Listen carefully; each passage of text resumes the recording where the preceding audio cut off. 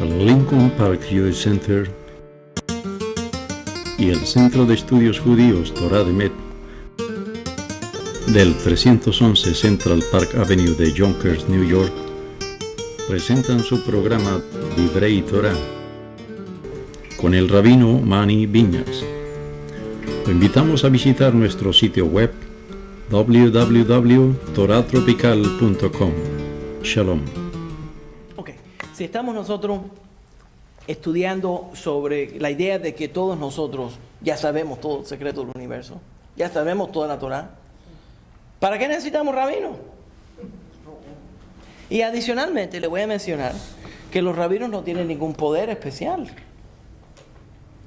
El único poder especial que tiene un rabino son los libros que nosotros leemos. El conocimiento que tenemos. ¿Se entiende? Entonces, por ejemplo, para hacer un entierro, para hacer un funeral, no se necesita un rabino. Desde el punto de vista de halágico, cualquier judío puede hacer una boda. No necesita un rabino. Mientras los judíos que están involucrados en esa boda sepan las leyes del casamiento, cualquiera lo puede hacer. En la sinagoga, cuando vas a la sinagoga, cualquiera puede pararse y dar un Devar Torah. Me voy a desemplear yo. Me voy a dejar completa. Ese es el trabajo del buen maestro. Que no me necesiten. Ustedes entienden la idea. Se supone que ustedes no me necesiten. Ok. Pero se supone que yo los desarrolle a mis estudiantes lo suficiente de que no me necesitan. Y así yo puedo descansar. Pues necesito yo descansar. Ok. Entonces, ¿cuál es la idea? Cualquiera puede dar un Devar Torah. Cualquiera puede orar. No necesitas el rabino, no necesitas el cantor. Cualquiera puede subir y hacer las oraciones mientras sepa lo que está haciendo. ¿Ya? Entonces, la idea esta es cuál es entonces es el rol del rabinato. Entonces, lo primero que quiero explicar, y esto es un repaso sobre lo que ya pusimos, ya montamos otra clase en el YouTube que tiene sobre este material, pero para explicar primero halágicamente y entonces espiritualmente. Primeramente, halágicamente. Originalmente, cuando Moisés subió al monte Sinaí, allí recibió dos Torah. Una Torah que es la Torah escrita, la otra es la Torah oral. En la explicación de la Torah oral, la Torah oral es mucho más grande que la Torah escrita. Los 24 libros del Tanaj no son en volumen, no se puede comparar al tremendo conocimiento de la Torah oral. La Torah oral contiene mucho más. ¿Cómo recibe Moshe Rabbeinu toda esta información? ¿Cómo lo puede recibir? Hay una discusión talmúdica de cómo lo recibió. Está allí solamente 40 noches, 40 días. ¿Qué es lo que va a hacer en 40 días? ¿Cuántos años nosotros llevamos juntos estudiando Torah? Nos hemos reunido más de 40 veces. ¿Ya? Entonces, ¿qué pasó? ¿Por qué Moshe Rabbeinu recibe todo de pronto? ¿Por qué él lo recibe? Es porque él recibe la ley y también recibe Siyata Deshmaya. Siyata Deshmaya es una bendición que Dios le transfiere a Moshe Rabbeinu y le da smijá, lo ordena como el líder del pueblo judío. Él recibe esta bendición, que quiere decir que no solamente recibe, que tiene la guianza, que él puede guiar sabiendo la ley, específicamente la ley, pero que recibe como un don. Y ese don es un don profético. Y ese don profético es cómo aplicar la ley. No es porque, señores, no es solamente saber la ley. Cualquiera puede decirte, mira, esto es lo que dice el libro. Y te lee el libro y ya sabes. Pero es cómo aplicar la ley en diferentes situaciones. Y en qué parte concentrarme y en qué parte en este momento no me tengo que concentrar. Entonces Moshe Rabbeinu recibe este don de poder guiar al pueblo judío. Y entonces le pasa de generación en generación, se lo da a Yehoshua, esto está en Pirkei Avot, se lo da a Yehoshua se lo da a los ancianos, y se va pasando de generación en generación, no solamente el estudio técnico de la Torah, pero sino el don de cómo aplicar, la bendición de cómo aplicar estas enseñanzas de la Torah. Eso fue la smijá de Moshe Rabbeinu. Cuando los romanos entraron a la tierra de Israel, y ahora todas las personas que vienen de esa línea de Moshe Rabbeinu, los rabinos del tiempo del templo, que eran parte del Sanhedrin, tenían la ordenación que venía en una cadena sin romperse de la bendición que Moshe Rabbeinu recibió en el monte Sinai. ¿Tiene la idea? Ahora, vienen los romanos a la tierra de Israel y deciden a completamente destruir el poder central del judaísmo. Para poder destruir el poder central del judaísmo, tienen que destruir los reyes de Israel, tienen que cambiar los reyes de Israel y ponen ahí a Herodas, que es de Idumea, ¿ya? Para cambiar la forma que nosotros tenemos reyes, y entonces tienen que destruir el judaísmo, el estudio de Torah. Y ya ellos tenían suficiente conocimiento de Torah y del sistema de la Torah, que mataron a todos los rabinos que tenían smijá en la línea de Moshe Rabbeinu. Y no se les salvó ni... Quiere decir que hoy en día, todas las personas que se llaman rabinos no son rabinos.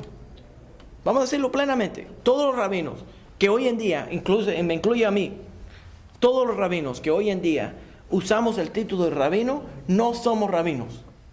Los rabinos en el tiempo en el tiempo antes de que llegaron los romanos a la tierra de Israel eran los verdaderos rabinos. Sabían la ley, se sabía que ellos eran expertos en la ley, pero tenían algo especial, algo más. Y ese algo más era esa bendición que se pasaba de generación en generación cuando Moshe Rabbeinu recibió la Torah en el monte Sinaí y se la pasó de generación en generación a todos los líderes de Israel. O sea, fue una transición directa. Una transición directa. Pero esa fue una bendición, una cadena sin romperse. ¿Y no pudieron salvar a uno? No. Y Rabino Akiva. Esa es la razón que tenemos el luto por los estudiantes de Rabino Akiva. Los 24,000 estudiantes de Rabino Akiva. Ahora entienden por qué es este luto. Porque entonces ahora nos queda una Torah que es una Torah que no tiene la misma fuerza anterior. Entonces ahora tienes rabinato, tienes personas en el rabinato que te saben la ley. Y te dicen, mira, esta es la ley. Pero a veces cuando lees esa ley en blanco y negro y aplicas esa ley en blanco y negro, hace más daño que bien. Porque no tiene esa bendición especial que se ha pasado de generación en generación. ¿Tienen la idea? Entonces, lo que los rabinos del tiempo, después de la destrucción, empezaron a tratar de encontrar una manera de mantener el judaísmo vivo. Entonces, Rav Yohanan ben Zakkai, que estaba en la tierra de Israel, estableció con la bendición de uno de los romanos, estableció una yeshiva, estableció una escuela a donde se estudiaba Torah, y entonces los estudiantes que se memorizaron y que aprendían la ley, se les dio una ordenación. Pero la ordenación que se le da es una ordenación que no es la ordenación en la línea de Moshe Rabbeinu, porque ya Yohanan ben Zakkai no tenía esa ordenación. Lo único que podía decir es, tú tienes ahora Reshut Lehorah, licencia para guiar. No es lo mismo, no es la misma ordenación. Le dieron el mismo título, el judaísmo lo reconoce, le dimos el mismo título, lo llamamos rabino, pero no es el mismo poder, porque simplemente lo que estamos haciendo es enseñándole suficiente rabino para que conozca la ley, para que conozca cómo aplicarla, para que conozca cómo vivir una vida judía y cómo guiar a los demás para vivir una vida judía, pero es un reshut lehorah, quiere decir licencia para guiar. Por eso que tenemos tanta... Claro, tenemos muchísima división, porque hay diferentes formas de entender y de aplicar esa ley que se está leyendo en los libros. Y por eso no se vive la vida ni se siente tal vez como en el... Porque la Shejinah falta, porque falta esa presencia divina. Mira, esta idea es muy importante para entenderlo. El Sanhedrin, que era la aplicación de la ley, ese es el rabinato en vivo en ese momento, esa es la corte del Sanhedrin. ¿A dónde se encuentra la corte suprema del pueblo judío? En la plataforma del Sagrado Templo. En la misma plataforma, en el mismo lugar, en la montaña donde estaba el Sagrado Templo, el Sanhedrin se reúne en las afueras, ahí al lado del Sagrado Templo. ¿Por qué? Porque van a recibir proféticamente la energía divina para guiarlos en la aplicación de la ley. Entonces no es solamente la letra de la ley, sino el espíritu de la ley. Entonces tiene aquí la aplicación de la letra de la ley, de lo físico de la ley, pero también tiene la aplicación del espíritu de la ley. Ahora, entonces hoy en día quedamos un poco flojo aquí porque no tenemos esa bendición directa. La única forma que nosotros podemos recibir esa bendición es a través del estudio de Torah. ¿Ya? Entonces, hoy en día hay una diferencia de opinión en el mundo ortodoxo y es interesante porque en la mayor parte, cuando la gente va a un rabino y le piden guianza, le dicen, esto es kosher, esto puedo hacer, no puedo hacer, ¿qué es lo que crees? Entonces el rabino te va a decir la ley. Hay ciertos judíos ortodoxos que dicen, no, cuando vas a un rabino y le pides qué hacer, si él te dice un psak halajá, si él te dice cómo hacer, tienes que seguir lo que él dice. No puedes ir a buscar una segunda opinión. ¿Por qué? Porque ya él recibió, él te está diciendo directamente cómo hacer. Otros, yo soy uno del otro grupo. Nosotros decimos, no, como yo no tengo smijá, como yo no tengo la ordenación directamente de la línea de Moshe Rabbeinu, yo simplemente voy a explicarte la ley como yo la he entendido. Tal vez otro rabino, si vas a otro rabino y le pides otra, tal vez lo que él te va a decir tiene más valor que lo que yo dije. Y a lo mejor yo aprendo algo también. Entonces, hay que buscar la segunda opinión. no hay que buscarla, pero si no te sientes satisfecha, a veces yo me hago la pregunta si tal vez yo no lo estoy poniendo suficientemente simple. ¿Me ayudas con eso? A lo mejor lo que estoy diciendo es muy complicado. No. Dame una señal, porque a veces lo que estoy diciendo, yo creo que es bastante simple de entender, ¿no? Entonces, la idea aquí es que no tienes que buscar una segunda opinión, pero la idea es buscar la verdad, buscar lo que es correcto, la luz. Entonces, si un rabino no te lo explicó, puede ir a otro, hasta que te lo explique. Y es que cuando uno no está satisfecho con el primero, ni con el segundo, ni con el tercero, es porque no está escuchando lo que uno quiere escuchar. Ese es otro problema. Ahora, ese es otro problema. El problema es que hay ciertas personas que andan buscando de rabino en rabino hasta que encuentran el que le va a dar el permiso para hacer la cosa. Entonces, en otras cosas él le va a decir que no lo haga, entonces van y buscan otro. Entonces, ese es el judaísmo a la carte. Ese es el judaísmo que van ellos escogiendo de lugares. Pero no, pero en general, yo considero que las personas que vienen a preguntarme, a hacer una pregunta lógica, lo que yo voy a hacer, lo que yo asumo es que ellos están buscando la verdad. Correcto. Déjame decirte por qué. Porque si no están buscando la verdad, ¿por qué se molestaron de preguntarme? Exactamente. Pues hagan lo que quieran. Hagan lo que quieran, me pregunten. Entonces, yo asumo de que las personas que vienen a hacerme una pregunta van a decir, oye, lo mismo con la corte, van a una corte rabínica. Y como juez, yo le hago una pregunta. Si yo no estoy dispuesto a creer lo que me van a decir, ¿por qué le pregunto? Exactamente. Normalmente la única razón que le voy a preguntar es porque yo creo que me van a decir la verdad. Ahora, si lo cojo en una mentira, más nunca le hago ninguna pregunta más, porque ya sé que es un mentiroso. El que miente una vuelve y miente. ¿Ya? No sé, pero asumo normalmente que las personas que vienen a hacer una pregunta están buscando verdaderamente algún tipo de seriedad. Ahora, desde el punto de vista de muchos sefaradim, especialmente se va a ver esto en las escrituras de Ovadia, Jajam Ovadia. Jajam Ovadia, en Yabia Omer, vas a ver en el libro de guianza de la ley, vas a ver múltiples opiniones. Entonces, y Jajam Ovadia es tan grande en estudio de Torah. Ovadia Yosef, el sumo rabino de Israel, que es sefaradita, es tan grande en Torah que no solamente pone las opiniones sefaraditas, sino también pone las opiniones ashkenazí. Las múltiples opiniones ashkenazí. Porque cuando la gente simplifica las cosas, dice, no, esta es la opinión sefaradita y esta es la opinión ashkenazí. No es así. Hay 5 opiniones ashkenazí y 15 opiniones sefaraditas. ¿Ya? Entonces, cuando nosotros analizamos halajicamente, alguien me hace una pregunta, cuando yo analizo halajicamente, yo voy a encontrar múltiples opiniones que van a permitir y múltiples opiniones que van a prohibir.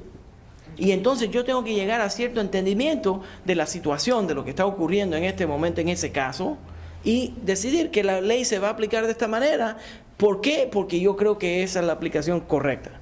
Entonces, este es el proceso halágico de llegar a una decisión. Pero bueno, la persona, ¿cómo puede saber, como decía, Ajá. que está equivocado? Porque Bien. el judaísmo es abierto, muchas opiniones, aquí, allá, etcétera. ¿Cómo vas a saber cuál? ¿Cómo va a saber Paquita Mendieta que esa es la verdad o él está diciendo una mentira? La única forma que uno puede llegar a esa decisión es a través de años de estudio. Quisiera yo tener una respuesta más asegurada, pero no puedo. ¿Sabes por qué no puedo responderte en una forma más cierta y más rápido y más fácil? Porque lo que ocurre muchas veces es que yo he conocido personas que no son rabinos, que saben más Torah que yo. Yo sé que eso es imposible de creer, ¿no? Muchísimos rabinos, mujeres que estudian Torah, que tienen un conocimiento de Torah tan profundo que hay ciertas áreas que ellas tienen más conocimiento de Torah que yo. Y hay ciertas personas que los ves que parecen un rabino, sombrero negro, la barba, y no saben nada. O que tienen el título de rabino, son muy sumamente reconocidos y la verdad es que no saben nada. Hay ciertos rabinos que yo he conocido que le dan el título de rabino, lo ponen en la sinagoga y yo he llegado a la conclusión que lo han puesto en la sinagoga porque saben que él que no sabe nada y así van a poder hacer lo que ellos quieran. Lo que le da la gana. ¿Ustedes me entienden? Entonces, no puedo decirles. Hay ciertos rabinos que yo he visto que tienen 5 o 6 diferentes ordenaciones y la verdad es que no saben mucho. Y otros que no tienen ninguna ordenación que saben muchísimo. Pero, entonces, ¿cuál es el punto? Que uno tiene que pasarse la vida estudiando Torah. Yo interpreto, estoy aquí en una onda aquí. Yo interpreto aquí que el Pirkei Avot dice, hacer el harav, quiere decir que uno debería hacer según rabino. Uno tiene que llegar a ciertas, sí, pero no solamente a ser discípulos, pero uno tiene que llegar a ciertos entendimientos para uno mismo. Uno tiene que estudiar suficiente Torah, suficiente Halajá, suficiente para poder uno llegar a cierto entendimiento. Yeah. Y eso es lo que Dios manda. Sí. No es discriminando, pero yo me he dado cuenta que, bueno, como yo comparto mucho con Marta, en el mundo ashkenazí, tal vez Dios lo bendijo con mucho dinero. Cuando yo conocí a Marta, yo le dije, el judaísmo no se hizo tan pobre, porque de la manera que las leyes de ellos, pero usted me ha dado un judaísmo que es para todo nivel económico. Ok, primeramente déjame reaccionar a esto. Hay muchísimos sefaraditas que son multimillonarios. Y te diría que en el mundo ashkenazí que tú estás viendo hoy en día, eso es riqueza nueva. Después de la Segunda Guerra Mundial, la mayor parte de los ashkenazim quedaron con una mano adelante y una mano atrás. Si tú quieres entender lo que tú estás viendo en el mundo ashkenazí, déjame reaccionar porque es importante. Tengo que defender a mis hermanos los ashkenazim. Las grandes uniones laborales de este país fueron creadas por los ashkenazim. Los ashkenazim llegaron a este país sin saber leer y escribir. Llegaron a las factorías en el Lower East Side y ellos fueron los que hacían las camisas y hacían todos los trabajos en las factorías. Eran tan pobres que una de las situaciones de la pobreza era que no tenían ni para comer. Existía una organización que todavía existe que se llama HIAS, el Hebrew Immigrant Aid Society, que los ayudaba. Yo conocí a un hombre que era un multimillonario, que en paz descanse, que llegó a este país y no tenía dónde dormir y dormía en el parque todas las noches. Conocí a otro señor que es dueño de una factoría grandísima, ashkenazí, que es multimillonario y empezó vendiendo martillos, ambulando. Nada más para mencionarlo. Entonces la vida judía pobre hoy en día gracias a Dios, no la vemos. Pero el judaísmo que los ashkenazim vivieron en Europa era tremendamente pobre. Y en ciertos países, gracias a Dios, tenían también dinero. Pero durante la Segunda Guerra Mundial perdieron todo y tuvieron que restablecerse. Y es muy interesante. Y a mí me da mucha lástima. Y te voy a decir, cuando yo era maestro en las escuelas públicas en Washington Heights, me encontré muchísimos, y tengo que mencionarlo porque específicamente en ese área eran dominicanos. Me encontré muchísimos dominicanos celosos de los judíos. Los judíos tienen muchísimo dinero. Tontos. Esos judíos que llegaron aquí, llegaron más pobres que los dominicanos llegan a este país. Lo que pasó fue que se pegaron a trabajar, se pegaron a estudiar, se pegaron a desarrollarse y la próxima generación se desarrolló. Ustedes también pueden. En vez de volverse, yo le digo de esa forma, le digo a la gente, en vez de volverse celoso, en vez de decir, ellos sí pueden, porque ellos tienen ayuda, y toda esa bobería, eso es quedarse uno atrás.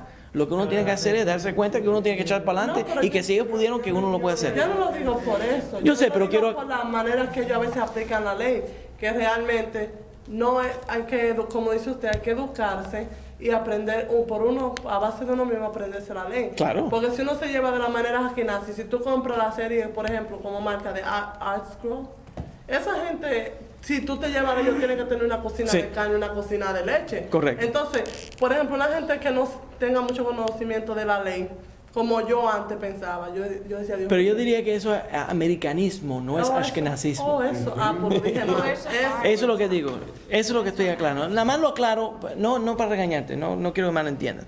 Yo quiero simplemente porque tenemos mucha gente que nos ven por el internet y quiero que la gente entiendan plenamente lo que están viendo. Los judíos, hay muchísimos judíos en México que son multimillonarios. Oh, sí. Multimillonarios. ¿Tú sabes tú sabes cuánto dinero llegaron ellos a México? Nada. Con las manos vacías. No trajeron dinero a México. Llegaron a México y desarrollaron negocios. Y tú los ves, yo los vi, conocí a viejos allá en México, judíos, que llegaron y tienen una gran tienda. ¿Y sabes cómo empezaron? Me enseñaron la foto. Ellos ambulando, cargando telas y vendiéndolas. Vendiéndolas a crédito. A crédito. O sea, estamos hablando de... Establecieron el crédito. ¿Quién calzó el Colombia? Exactamente. Claro. A crédito, de puerta en puerta. Exacto. La vasija. Entonces, aluminio, todo. es interesante, pero esa vida judía también se puede. A mí, toda la gente, uno va poco a poco hasta que uno llega al punto donde tiene mejor. Pero es verdad. Hay ciertos estilos pero también déjame decirles que yo conocí a una persona, no me quiero desviar demasiado porque voy a regresar al rabinato, pero conocí a una pareja, la señora era jamaiquina y el esposo era cubano. Ambos se estaban convirtiendo al judaísmo y ella me decía, no, yo no puedo kasherizar mi cocina todavía. ¿Por qué no puedes kasherizar la cocina?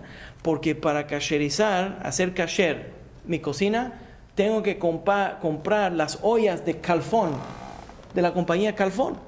Le digo, ¿por qué no puedes limpiar las ollas que tú tienes? No. Tienen que ser las mejores ollas. Entonces, ya empieza este problema empieza a mezclarse ahí, de que es un problema materialista de ese problema.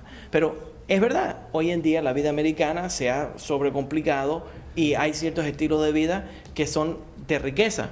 Pero entonces cuando uno estudia, lo que está diciendo es correcto, simplemente estoy aclarando que hay ciertas personas que cuando uno estudia la halajá, entonces uno puede vivir una vida un poco más simple, no tiene que ser súper complicada la forma que la gente lo complica hoy en día. Pero es verdad, es un judaísmo accesible, el judaísmo es muy accesible. Eso es lo que yo quería decir. Sí. Yo sé, pero simplemente tengo que reaccionar a esa situación. Y también voy a mencionar que en el mundo sefaradita existen familias de altos recursos, muchos recursos. Y, por ejemplo, en la comunidad iraní de Irán, los persas tienen dinero muy antiguo. Dinero antiguo.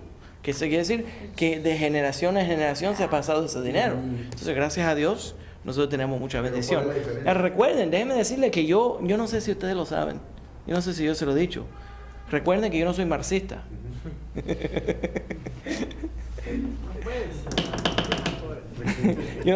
¿Te sorprende? Entonces, digo yo que no hay nada. Yo respeto a los pobres, pero quisiera tener un poco más un día. Siempre hay que decir Okay. eso. Pues es la aspiración de todo ser humano. Claro. El pobre nunca quiere quedarse siendo pobre. Claro. Y el rico quiere ser más rico. Ok, un poco más sobre... Ramiro, ahí en el segundo verso usted ve mucho judío asírico como medio pobre. Oh, tremenda. Hay muchísimos hasidim que están que están con recursos, ayuda del gobierno, etc.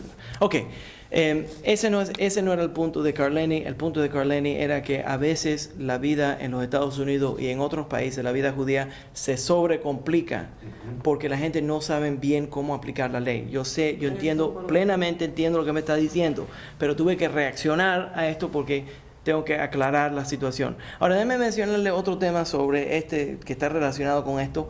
Y muchas veces recibo correspondencia electrónica de diferentes lugares donde me dicen, oh, estos Ashkenazim no me han aceptado porque me estoy en el proceso de conversión. Déjeme decirle que en muchísimas comunidades que usan el título de sefaradita, ningún convertido está bienvenido. O sea, no quiero que malentiendan, no vayan a pensar que esto es una cosa, un mal de los Ashkenazim. Esto, más grande todavía, en la comunidad siria, no acepta ninguna persona que se convierte. Tienen hasta un letrero a la entrada de la sinagoga, dice, no acepta a nadie que se convierta. Entonces, los Ashkenazim son hasta más abiertos a recibir. ¿Ya? Nada más lo menciono, pero en muchas comunidades, dependiendo de la comunidad donde uno vaya. Entonces no crean que a veces la gente malinterpreta lo que uno está viendo. ¿Ya? ¿Ok? ¿Quién es que no acepta los Sirios. sefares o los...? La comunidad siria. La comunidad siria promulgó una takaná, que está un decreto contra los convertidos. No. Ellos no hacen matrimonios con convertidos, no los aceptan como miembros de la congregación, etc. Ese es la takaná del rabinato de la comunidad siria. Pero Eso está en México, en Buenos Aires y en los Estados Unidos. Son sefaradí. Ellos dicen que son sefaradí, ellos son mizrahi. Sí. Pero si tú lees la Torah... dice Pero lo eso contrario. es, yo me voy a referir a la Torah. Si tú lees la No, yo no estoy de acuerdo con el decreto, nada más simplemente te lo estoy reportando. Ok. No, mejor ni nos metamos en el tema. Del rabinato en Israel está aceptado eso que ellos aplican. No le pidieron permiso al rabinato de Israel. Ah, Ellos no hacen lo vayan que así. ellos deciden, lo que ellos van a hacer para la comunidad de ellos. Ok. Pero nada más para aclarar esta situación con los Ashkenazim. Ok. Entonces, la idea, lo que estaba tratando de explicar sobre el rol del rabinato. El rabinato se supone que mantenga la guianza para el pueblo judío. Y el Zohar, interesantemente, interpreta ciertas porciones de la Torá como un mandato para el rabinato para ayudar a los demás a mantener el camino. Entonces, el rabinato no es solamente, en la enseñanza de la Torá, no es solamente, mira, esto es lo que se permite, esto es lo que es prohibido, sino empezar en cada generación y ver lo que está ocurriendo en la comunidad y ajustar las clases y las cosas para desarrollar a esa comunidad, para que la comunidad no se vaya perdiendo el camino. Entonces, el rabino tiene que vivir dentro del tiempo, dentro de la comunidad, tiene que entender lo que son las necesidades de esa comunidad. Yo vengo de una comunidad, yo entiendo ciertas cosas y eso nos inspiró a hacer esta clase. ¿Entiendes? Entonces, ¿por qué no hay muchos rabinos que lo hagan? Porque no hay muchos rabinos que entienden esta comunidad. Entonces, como yo entiendo esta comunidad, ofrezco esta clase. Ustedes me entienden la idea aquí. Entonces, El rabino viene siendo el líder del grupo. Follow the leader. Sí. El líder. sí. So, Pero la toda dedicación del rabinato es desarrollar espiritualmente. El espiritual nuestro. Desarrollar espiritualmente el pueblo judío. Ahora, el problema con el rabinato, y no es solamente el rabinato, todos los líderes religiosos, el problema es lo que yo le digo el negocio de la religión. El problema del negocio de la religión es que para poder desarrollar y mantener una institución religiosa, para mantener esa institución religiosa se necesita dinero. ¿Ya? Entonces, lo que ocurre mucho es que para tener esta plataforma para enseñar Torah, entonces el rabino muchas veces, o los rabinos o los líderes, se empiezan a concentrar en mantener la plataforma, y es tanto trabajo mantener la plataforma que no enseñan tanta Torah, y si no se concentran simplemente en mantener la plataforma para enseñar Torah. Entonces uno tiene que tener mucho cuidado, ¿ya? El Zohar explica que hay muchos líderes religiosos que son reencarnaciones del Erev Rav, son reencarnaciones de la multitud mixta. En otras palabras, hay muchos rabinos que no son reencarnaciones de personas positivas, sino son reencarnaciones desde el punto de vista del Zohar, no es mío, estoy diciendo lo que dice el Zohar, que hay ciertos rabinos que verdaderamente están expresando espiritualmente un camino que es el camino de refriar la pasión y la energía religiosa del pueblo judío. Y lo que hacen es, en lugar de concentrarse en apasionar a las personas para que se acerquen a la Torah, lo que hacen es que refrían la pasión y se concentran simplemente en la letra de la ley, en lugar de concentrarse en la energía o el espíritu que viene a través de esa ley. Y hay otros rabinos que se desvían nada más enseñando la filosofía de la Torah y no enseñan cómo practicar la Torah. Y los dos están mal. Se supone que la Torah es la combinación de esas dos. Entonces, interesantemente, el Zohar habla sobre la institución de la sinagoga. ¿Por qué? Porque cuando uno pasa por muchas sinagogas, vas a ver delante de la sinagoga el nombre del que donó para crear esa sinagoga. La familia de esta sinagoga donada por la familia, ¿cuál? Pues pone el nombre. Entonces, ¿cuál es lo que es verdad? Sin reconocer a esa familia que dio ese dinero, sin reconocerlo, tal vez la gente no van a ser motivado para dar. Entonces, muchas veces, en lugar del lugar de la sinagoga volverse un lugar a donde la gente viene a estudiar Torah, la gente viene a donar y a darse importancia dando. Claro. ¿Se entiende? O mucha gente que tal vez pecan allá afuera para quitarse esa... No, digo, eso es otra cosa. Ese es otro problema. Pero hay grandes números de personas que no vienen a la sinagoga a estudiar Torah. No vienen a la sinagoga a aprender. No vienen a la sinagoga a orar. No vienen a la sinagoga para desarrollarse espiritualmente. Vienen a la sinagoga para dominar y controlar. Y hay rabinos, un gran número de rabinos, desde el punto de vista del Zohar, que no están aquí para estudiar, no están aquí para enseñar, no están aquí para orar, no están aquí para desarrollar a los demás, están aquí para dominar y controlar a los demás. Y entonces cuando uno empieza a estudiar la Torah de ellos, se da cuenta, oye, esta Torah que yo estoy oyendo,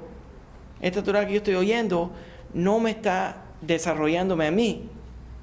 Lo que es, su interés es dominarme. ¿Sabe qué me trae eso? Déjame decirlo de esta forma, Lo noté cuando yo iba a oír a ciertos rabinos. Y me sentaba, y a mí me gusta oír un buen sermón. Usted que sabe mucho, no lo pone como para de la pared, lo que va a decir. No, yo no voy a pelear con la gente. Los rabinos les gusta pelear conmigo, pero yo no peleo con ellos. Entonces, a ver, bueno, si me atacan, entonces yo respondo. Anyways, lo que quiero decir es esto.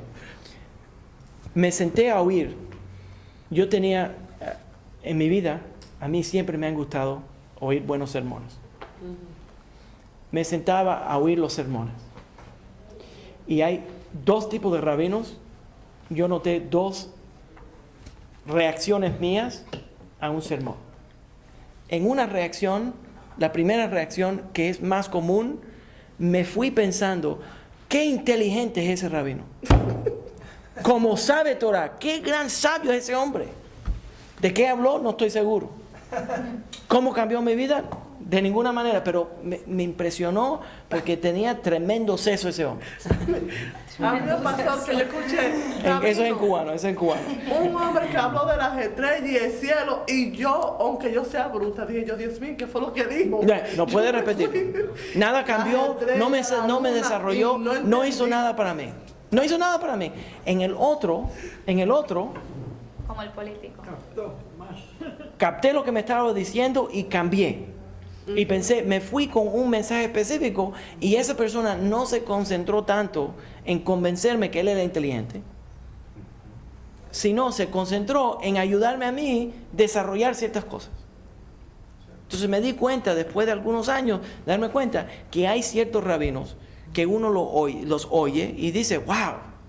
Yo estuve en una charla a donde fue uno de los grandes traductores del Talmud y moderno, y fue él a hablar, pero antes de él hablar, ese fue el que atrajo a la gente que vayan a oírlo, ¿no?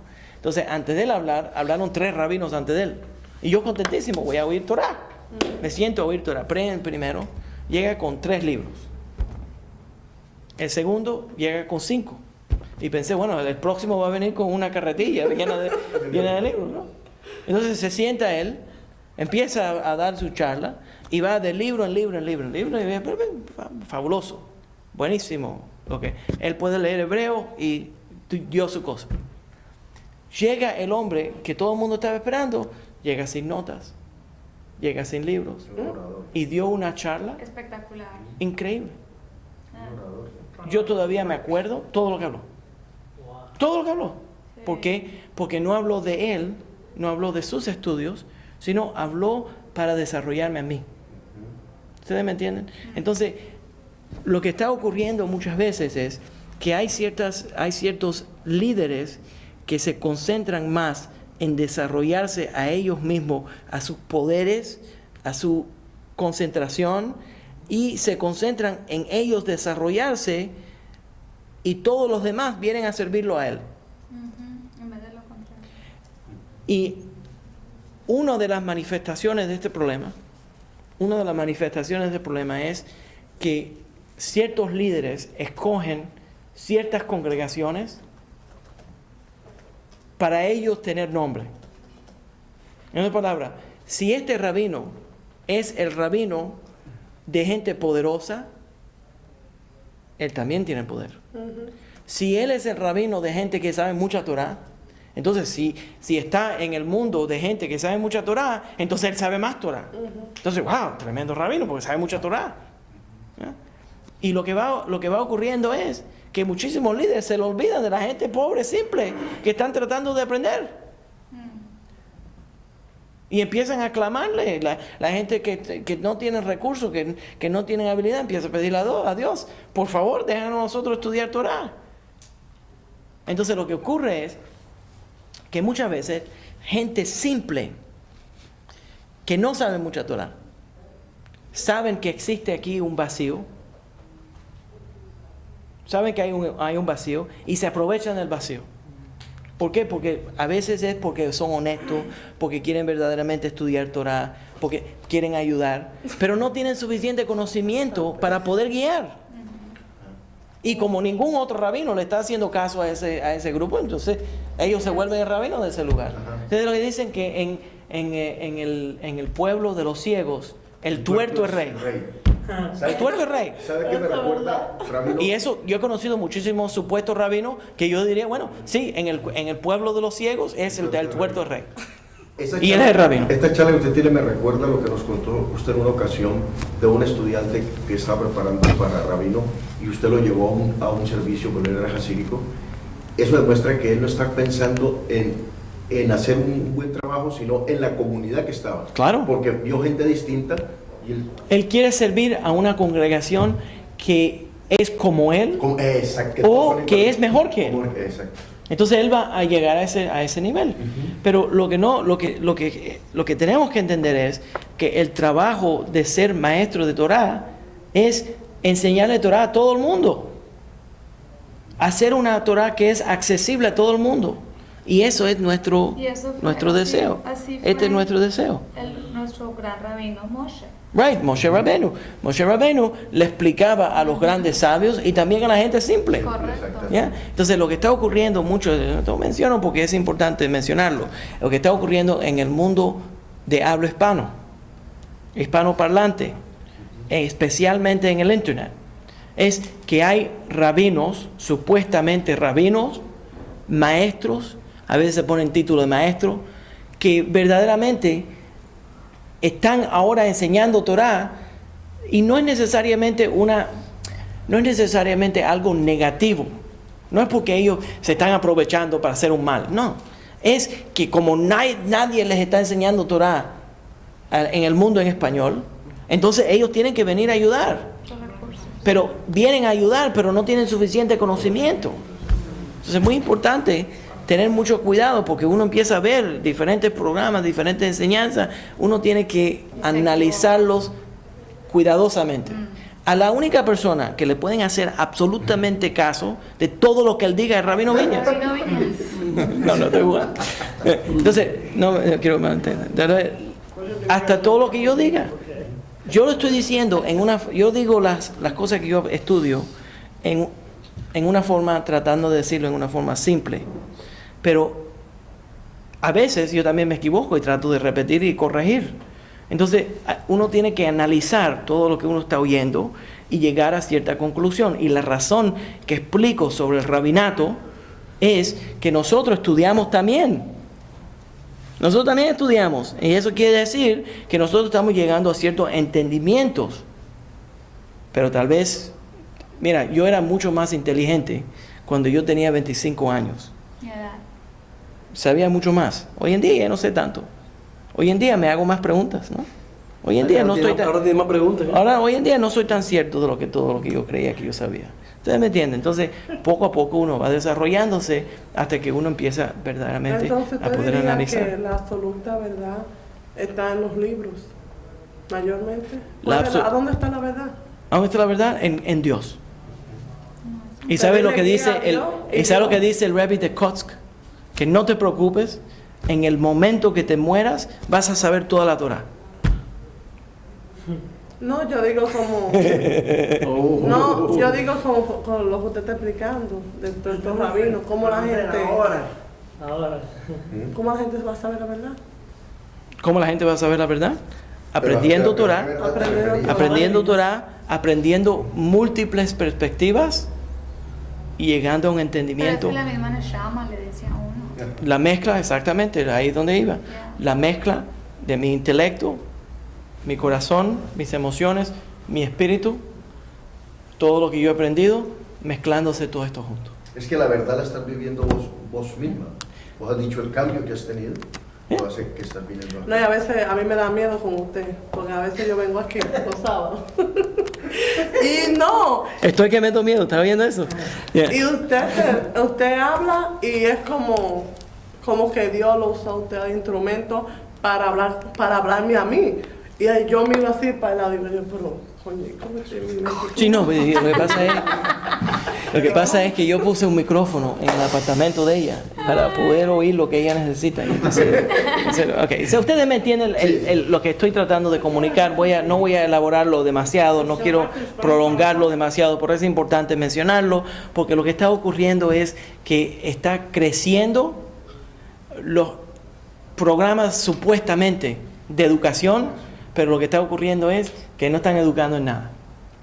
También tenemos los grandes traductores. A mí me encantan los traductores y yo los veo por el internet. Lo que hacen es que cogen una página de Torah en hebreo, en inglés, y la traducen en la mejor forma que ellos creen al español. No me digamos como el Canal 41, que dice que el título de la película en inglés dice una cosa y ellos dicen otra. Sí. Entonces va esto cambiando y entonces le ponen hay que tener mucho cuidado y es importante el crecimiento de Torah a todas las diferentes personas. Entonces lo que quería más comunicar es primeramente que uno tiene que tener mucho cuidado en el estudio de Torah. ¿Por qué? Cuando alguien llega a estudiar Torah, por el tiempo que alguien llega a estudiar Torah ya se ha arriesgado, se abrió. para llegar a estudiar Torah, ¿no? Entonces, se abrió emocionalmente, espiritualmente, abiertamente, aquí estoy para estudiar Torah. Y hay ciertas personas que se aprovechan de esa apertura y no necesariamente lo hacen para el mal. Simplemente quieren ayudar, pero no tienen los recursos para ayudar. Le voy a decir que yo como rabino a veces he entrado a ciertas áreas que otros rabinos no han entrado por la necesidad que estoy viendo. A mí me llamó hace un tiempo un rabino jasídico que si ustedes nos ven a nosotros juntos, hubieran pensado que él era tremendo jajam de Torah y que yo era el estudiante de él. Por comportamiento, por la forma que se ve, etc. Me llamó a preguntarme cómo se hace un get. ¿Cómo se hace un divorcio? Sí. Explícame cómo se hace un divorcio. Y la verdad es que muchos rabinos, la mayor parte de los rabinos de sinagogas, no hacen divorcio, no tiene nada que ver con el divorcio. Si alguien necesita un divorcio, se lo mandan a la corte de divorcio y simplemente ya. Pero como yo sirvo a una comunidad que habla español y la corte nada más habla inglés, entonces yo tengo que acompañar a esta pareja al divorcio religioso. Entonces yo tengo que saber todo lo necesario para ayudarlos. Entonces la necesidad me ha empujado a entrar a cierta área que yo normalmente no hubiera entrado. Y que le digo gracias a Dios porque me ha desarrollado en muchas áreas, ¿ya? Pero lo que pasa es que la gente empiezan a tratar de traer estos recursos y no necesariamente tienen lo necesario para hacer lo que ellos dicen que pueden hacer. Y entonces lo que ocurre es que con mucha bondadez y muchos buenos sentimientos ofrecen cosas o hacen cosas y al final no fueron correctos. ¿Se entiende la idea? No fueron correctos, pero ellos trataron de hacerlo. Ahora, suena como si yo estoy criticando a los que trataron de hacerlo pero no tenían los recursos. A los que yo critico es a los que tienen los recursos pero no hacen. Pero eso está bien visto, el que comete el error y trata sin los recursos ante los ojos de Bueno, no Dios. me gusta la idea tampoco, porque entonces Pues sí. lo que pasa es que embarcan a la gente. Sí, confunden. Entienden, este tipo viene y le ofrece, bueno, yo voy a hacer una conversión. Y no sabe hacer una conversión. ¿Cómo? Y entonces te da una conversión errónea y al final no tienes nada. Usted hizo un ejemplo de eso, ¿Usted me de entiende? una gente que lo convirtieron y cuando usted vio los papeles de la conversión, utilizaron un hermano de la Sí. persona. Entonces, detalles sí que no se pueden hacer. No ¿Ustedes se me pueden entienden? hacer, Entonces entonces- no saben la ley. Entonces le tengo que recriminar por esa parte. Correcto. Pero la recriminación más grande es que hay rabinos que sí tienen conocimiento de Torah y no se lo ofrecen. Y son más los que sí tienen el conocimiento y no lo hacen que los que no saben. ¿Me entienden? y lo Y ofrecen. quieren ayudar. Y quieren ayudar. ¿Sí? Quieren ayudar. Ujú. Entonces, la razón que lo menciono es porque yo tengo mucho cariño para mi comunidad latinoamericana, que estamos tratando nosotros de apegarnos a la Torah, y me duele mucho, me pone muy incómodo ver que hay ciertos líderes, ciertos maestros que verdaderamente no tienen lo necesario para hacer lo que ellos dicen que pueden hacer. No enseñan una Torah completa o la mezclan con todos los recursos que pueden encontrar, y a veces esos son recursos cristianos o mesiánicos, y tratan de mezclar y tratan de hacer lo mejor posible, y ellos mismos se están desarrollando. Mire, yo estuve en una charla una vez y había un supuesto rabino que era pastor, verdaderamente pastor, y entonces vino y se paró y yo me quedé callado todo el tiempo. Y mientras él... Sí, y yo me quedé callado y estaba dando su charla a él, y de pronto me dice el Brit Hadash, que es el Nuevo Testamento en hebreo, y entonces empieza a hablar de todo, y entonces se para y empieza conmigo, se para delante de mí y me dice: te voy a dar una brajot, te voy a dar unas bendiciones. Unas bendiciones. Entonces se para y entonces empieza y extiende los brazos y empieza a hacer la bendición arónica y estoy parado y yo estoy sentado ahí y yo tratando de quedarme callado para no intervenir porque todo lo que había hablado eran disparates.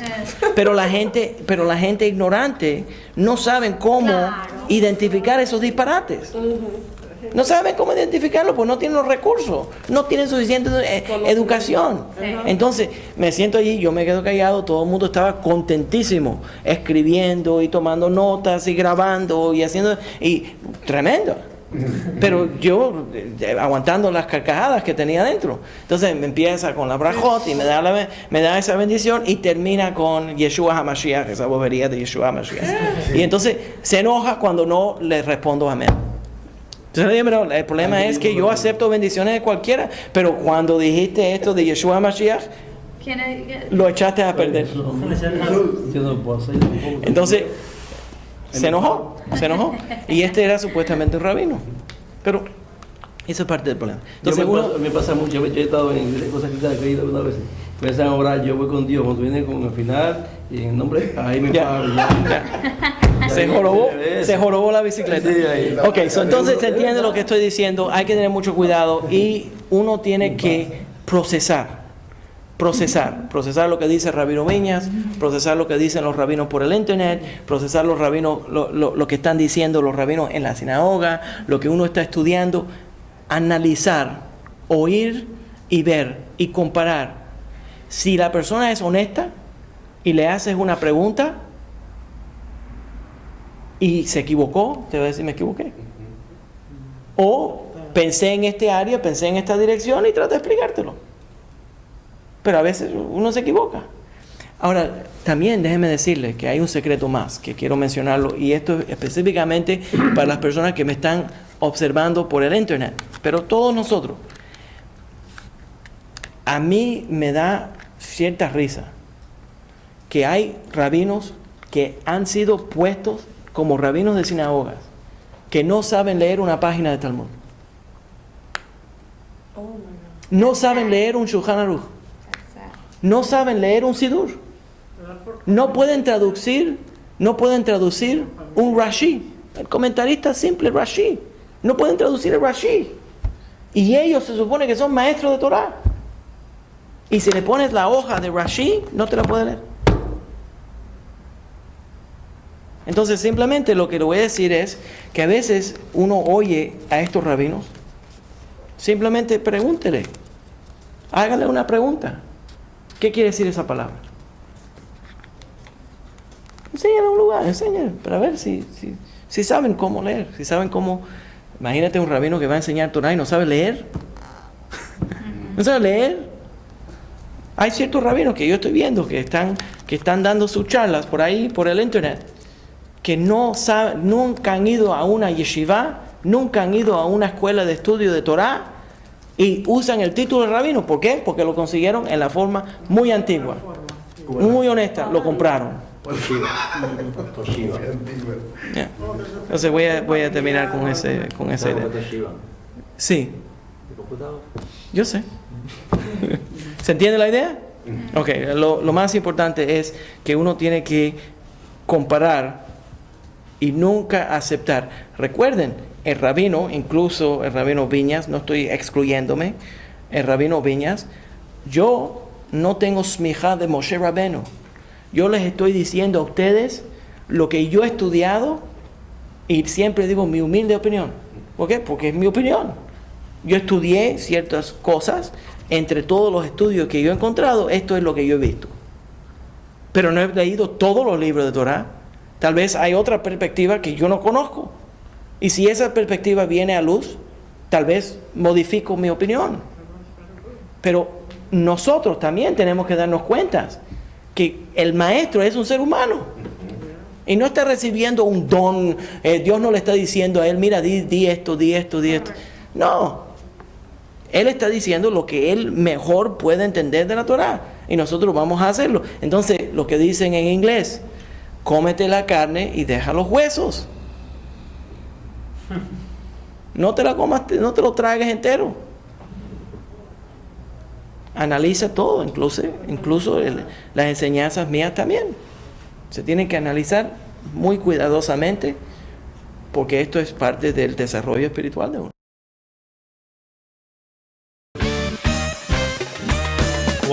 El Lincoln Park Jewish Center y el Centro de Estudios Judíos Torah de Met del 311 Central Park Avenue de Yonkers, New York, presentaron su programa Divrei Torah con el rabino Mani Viñas. Te invitamos a visitar nuestro sitio web www.toratropical.com. Shalom. Padre querido, Padre bendito, luz de Israel.